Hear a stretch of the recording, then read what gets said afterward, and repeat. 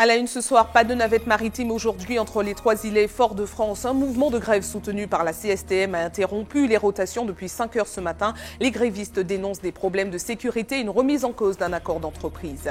Denis Louis-Régis, nouveau troisième vice-président de l'Assemblée de Martinique. Il succède au député Jean-Philippe Nilor pour respecter la règle du non-cumul des mandats. Le nouvel élu est un militant de longue date au sein du MIM.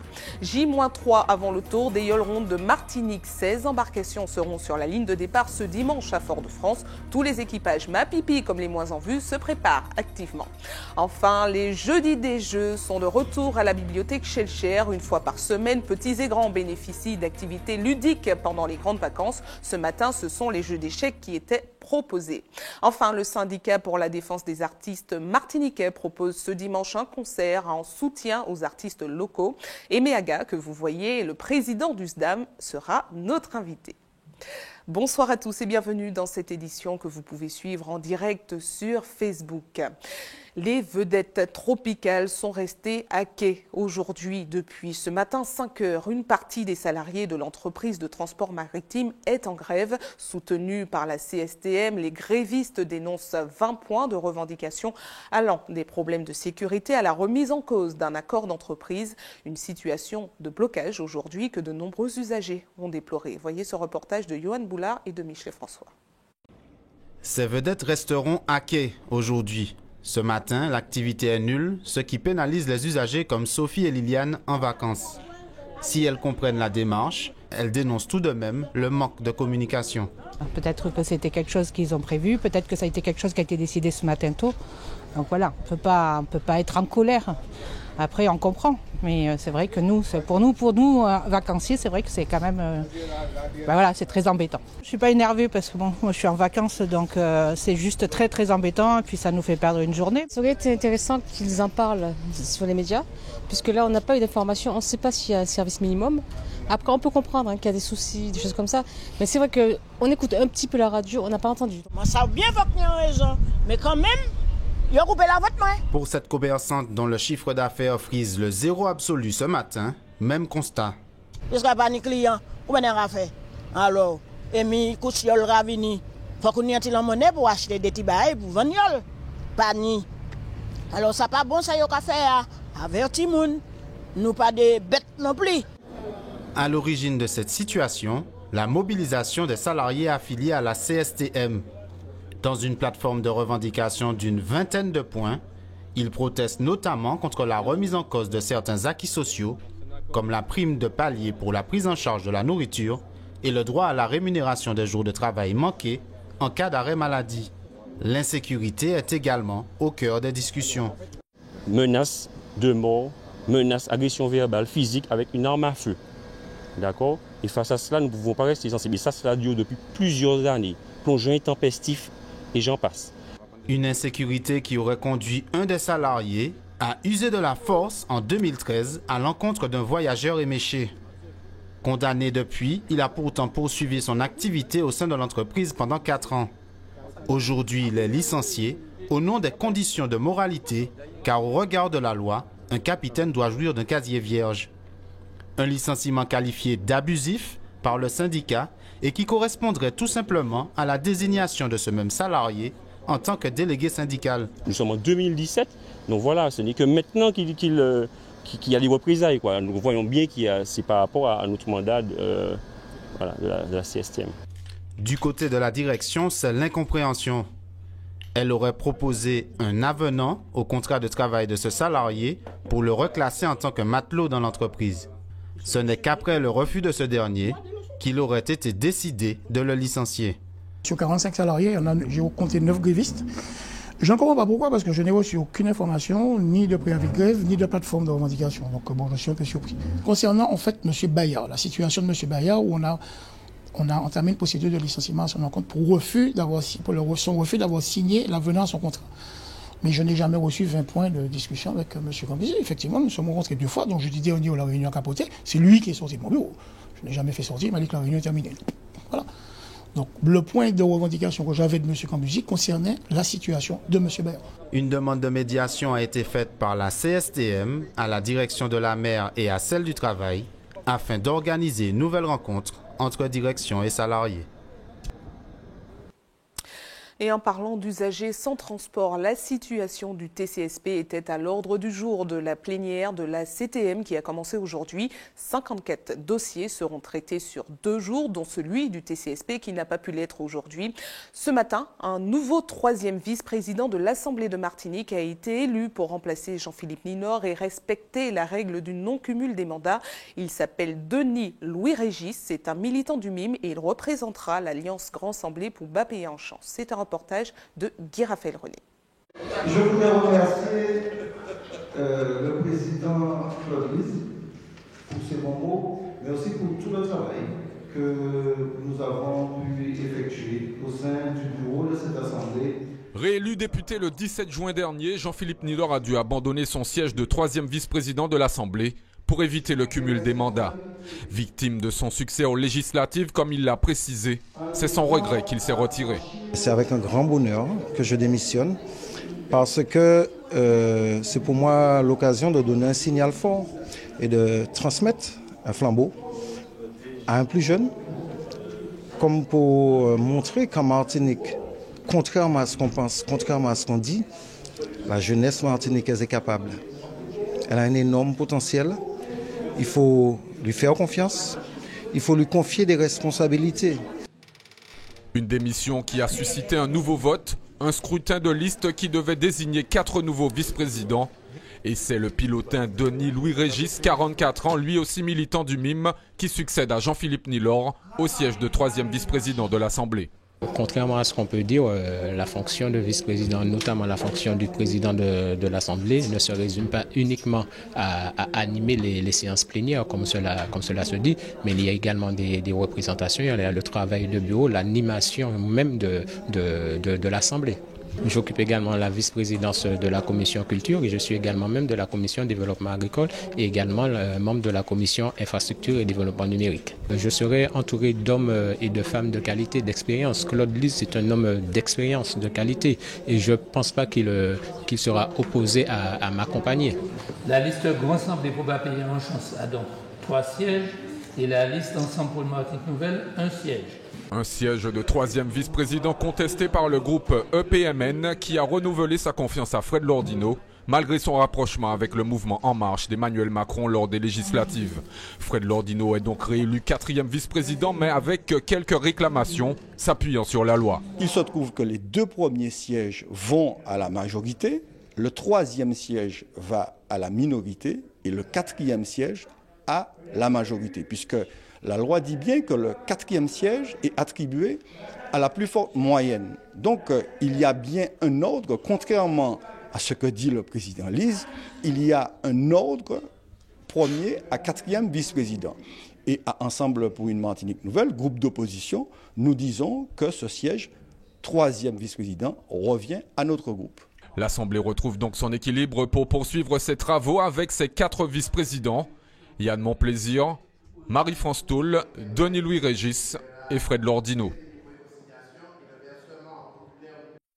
Et toujours concernant la CTM, notez que la collectivité apporte un démenti concernant des rumeurs infondées d'une campagne de recrutement. Seuls les appels à candidature publiés sur les supports web officiels de la collectivité ou envoyés par communiqué de presse sont des informations certifiées.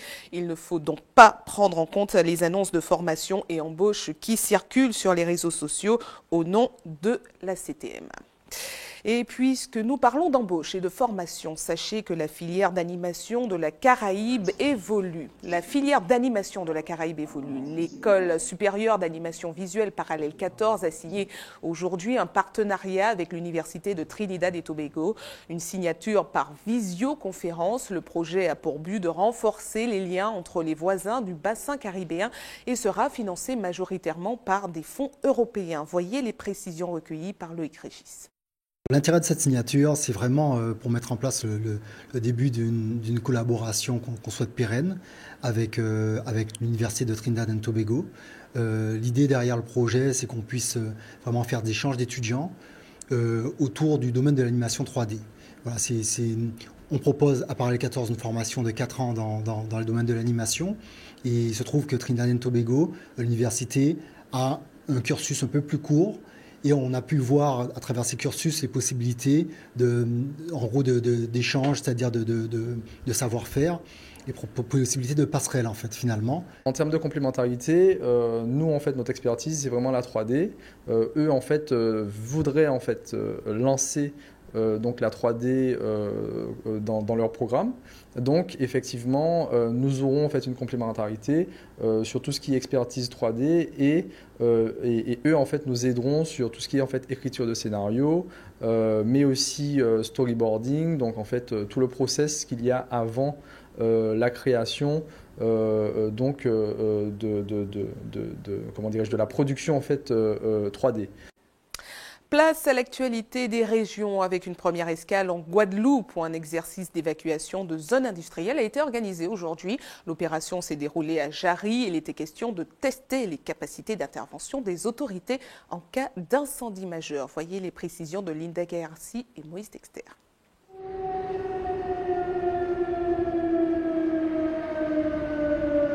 Un incident vient de se produire dans la centrale thermique d'EDF. Le scénario, un incendie. Dans une première phase, on vérifie que les détections correspondent bien à un feu réel, on lève le doute. Et ensuite, on active les moyens qui sont des moyens automatisés, à distance, qui permettent d'arroser le bac à la fois à l'intérieur avec de la mousse, à l'extérieur avec de l'eau, de refroidir les bacs voisins pour éviter une propagation de l'incendie.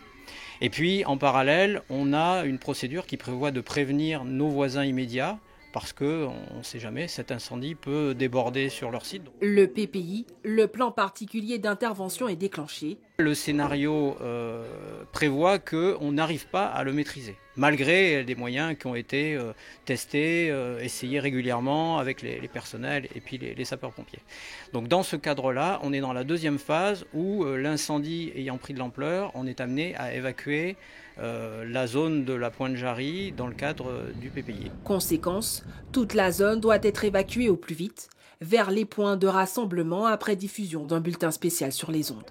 Sur le terrain, gendarmes, policiers et sapeurs-pompiers sont sur le qui-vive. Un axe rouge est mis en place pour acheminer les blessés potentiels vers le CHU. Nous sommes intervenus en tant qu'officiers de liaison afin de prendre en contact avec celle-ci et envisager l'évolution de ce sinistre qui nous a été fait remonter. Nous avons des moyens types qui vont intervenir et se prépositionner dans l'objectif de résoudre ce sinistre. 11 heures, fin de l'exercice et déjà un premier bilan. On a un bilan qui est un peu mitigé puisque les circonstances étaient un peu particulières. On a, par rapport aux deux objectifs qui étaient initialement prévus, on a joué, je crois, avec les entreprises, l'évacuation des entreprises concernées. Je crois que c'est un élément très positif. En revanche, les circonstances ont fait que sur la partie évacuation des blessés vers le CHU, on n'a pas pu jouer l'intégralité de l'exercice.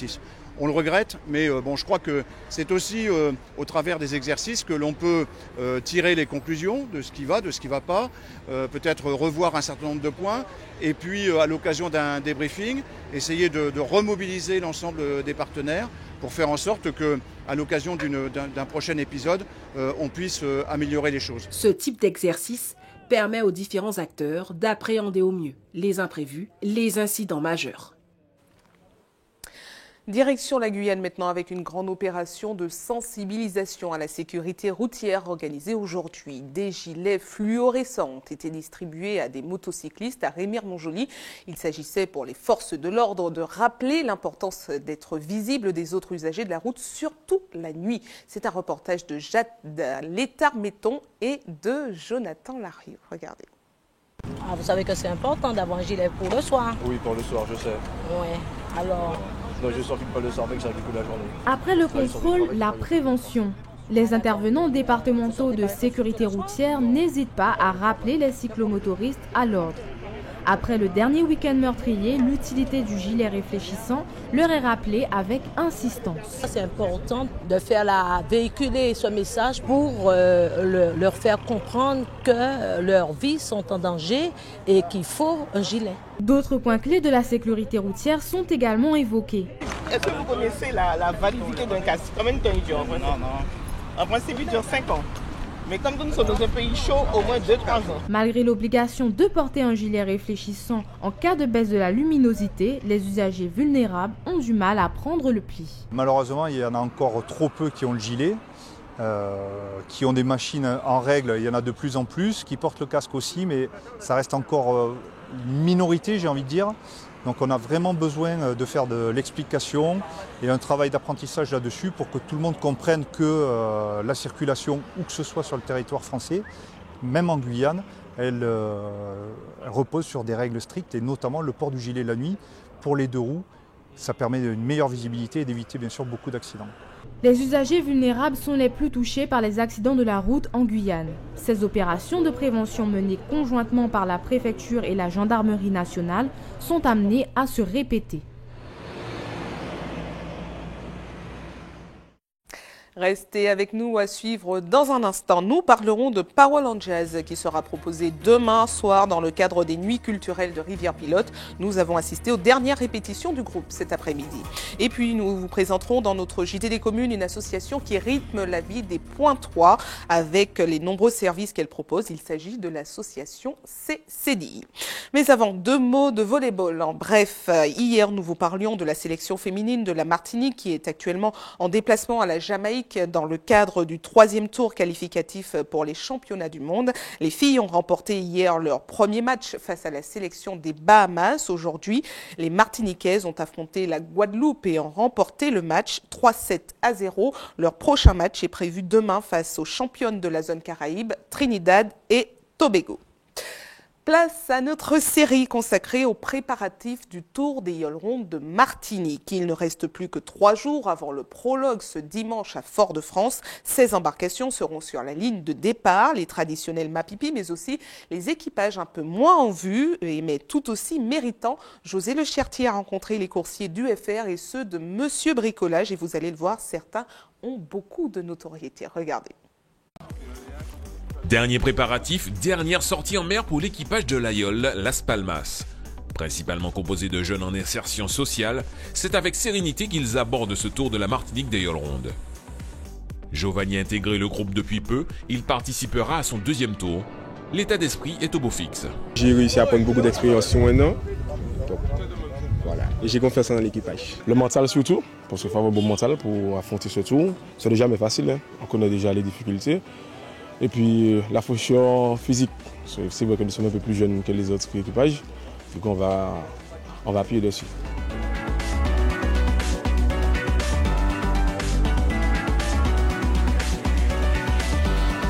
Une fraîcheur qu'ils maintiennent lors de cet ultime entraînement. Le but, garder la cohésion de groupe. On va juste regarder comment on se comporte sur l'Aïol, toujours garder la sérénité, voilà. C'est juste pour ne pas perdre un peu de confiance. Aucune manœuvre n'est laissée au hasard, virement de bord et empannage, tout le monde est à pied d'œuvre.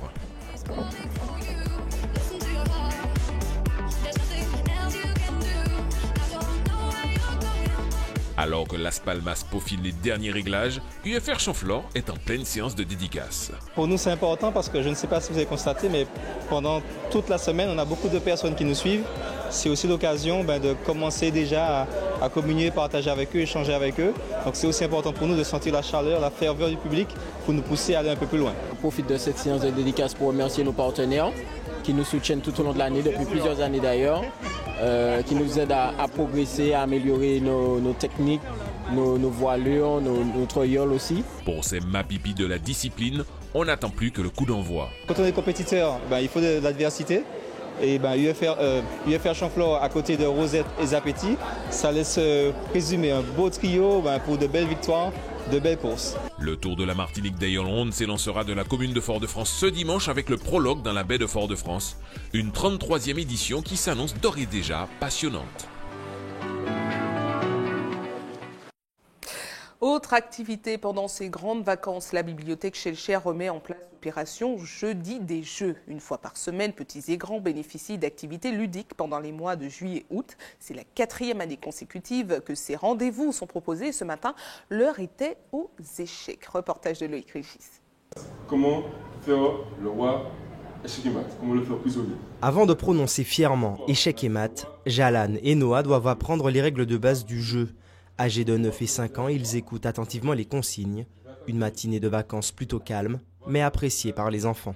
C'était super, les échecs. Et j'ai surtout appris qu'on ne met pas des rois côte à côte. Oui, je vais rester une journée là pour une journée pour faire l'échec, au lieu d'aller à la mer ou aller avec mes copines. Tu peux faire ça? Oui. Pourquoi tu peux faire ça? Parce que ça fait apprendre à notre cerveau, à nos neurones.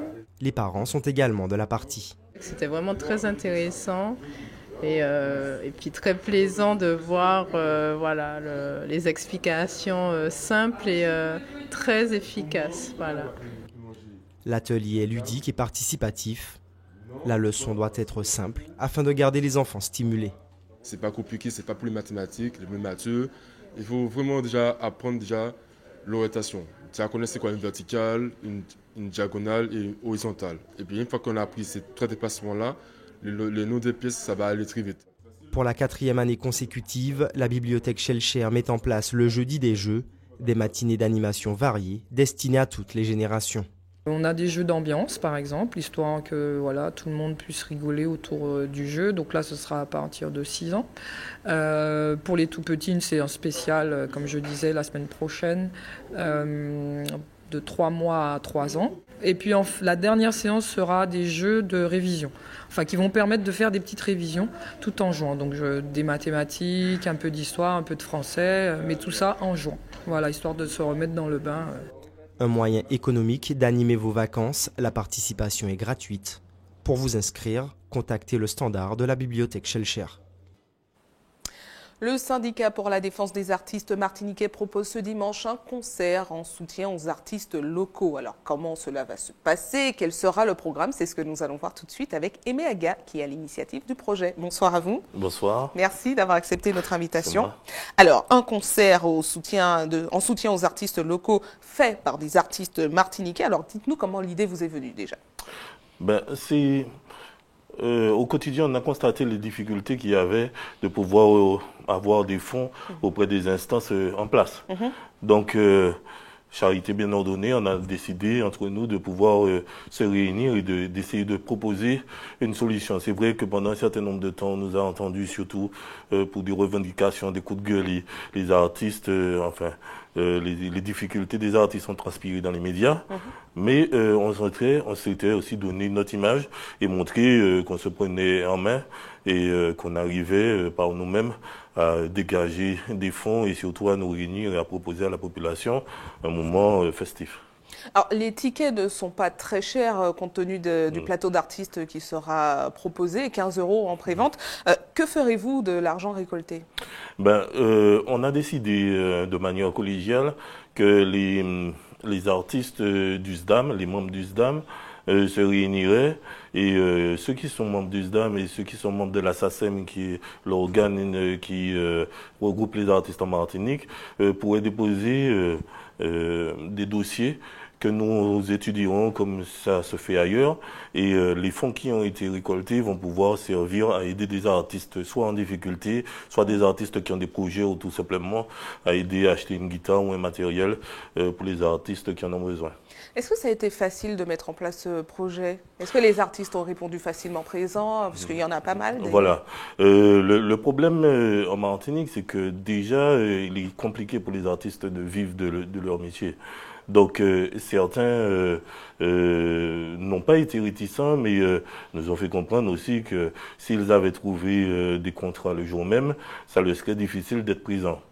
Donc c'est des artistes qui sont très demandés, qui sont au programme ce jour-là.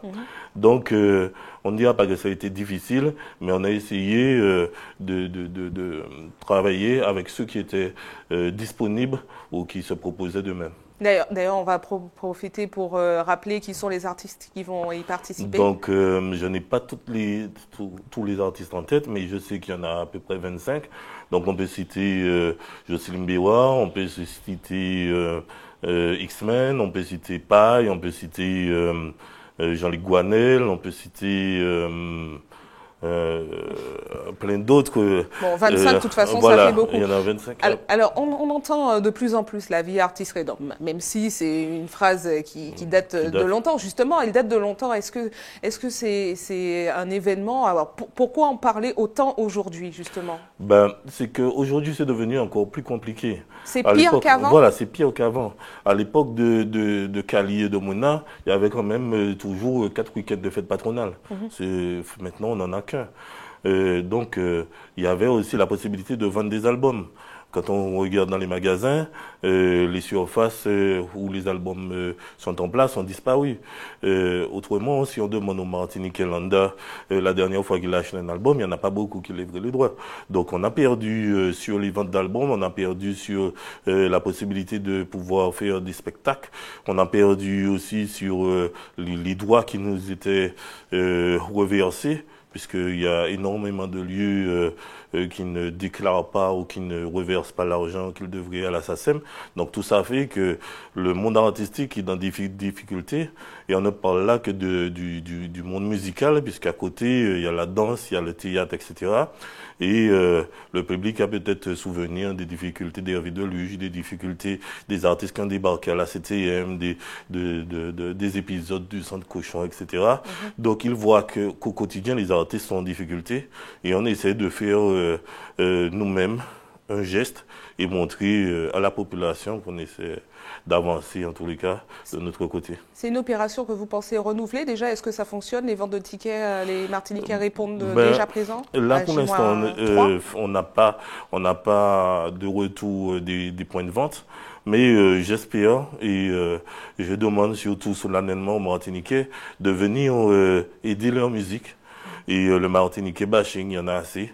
Donc j'estime qu'en Martinique, on fait de la bonne musique, on fait du bon théâtre, on fait énormément de bonnes choses, et qu'il faut qu'à un certain moment, on se retourne vers nous et qu'on sache dire bravo et qu'on sache participer modestement, puisque 15 €, c'est pas une somme importante. Et un moyen de s'amuser tout en faisant un acte militant, finalement. Voilà, c'est surtout ça.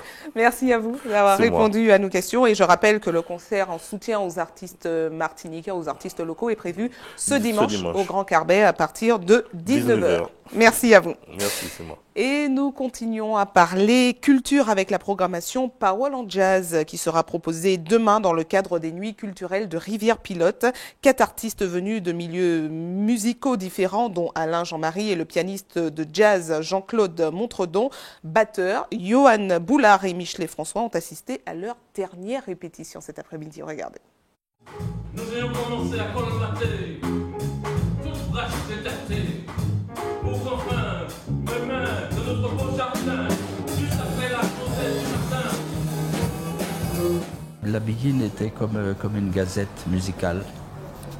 Et moi, j'en ai fait une musique d'écoute, qu'on peut danser, bien sûr, mais qui peut aussi s'écouter avec les apports du jazz, comme Liova avait fait la Begin ou Abap. Et donc, ma Begin laisse une grande place à l'improvisation. Si elle se fait coupable, soit braqué, débusqué, démasqué, bien des innocents seront secrets. C'est une affaire d'amour, d'abord et avant tout, comme dans la vie de manière générale, mais et aussi de rencontres. Il y a une dimension traditionnelle, donc que j'entends par là, d'authenticité. Et à partir de là, tout est possible. Je dis des textes, des extraits de Césaire. Et là, dans ce Parole en Jazz, on reprend des extraits de Césaire.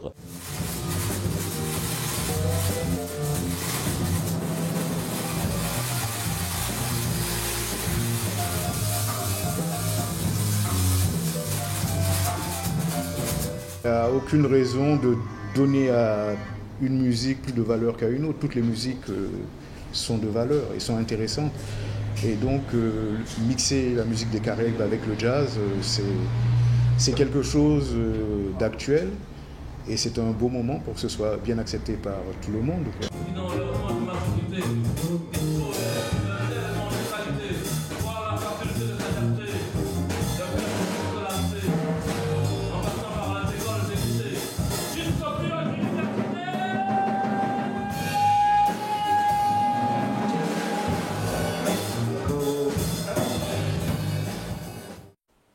Et c'est le moment du coup de projecteur sur vos quartiers. Place à notre JT des communes.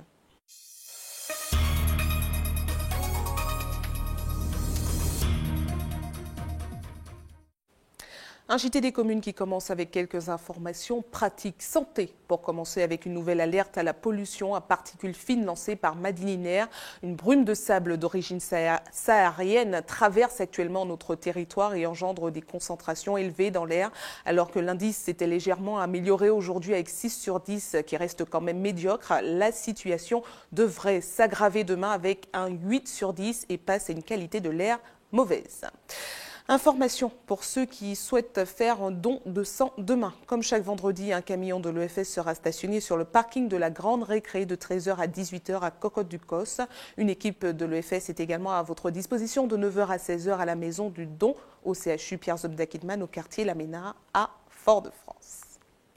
Direction Basse-Pointe, avec un coup de projecteur sur une association qui s'est inscrite au fil des années dans le quotidien des Pointois. CCDI, qui existe depuis 20 ans maintenant, propose de nombreuses activités et services aux habitants du Nord. Hubert Bornil, vous l'avez présenté la saison dernière. Je vous propose ce soir de revoir le reportage. Regardez.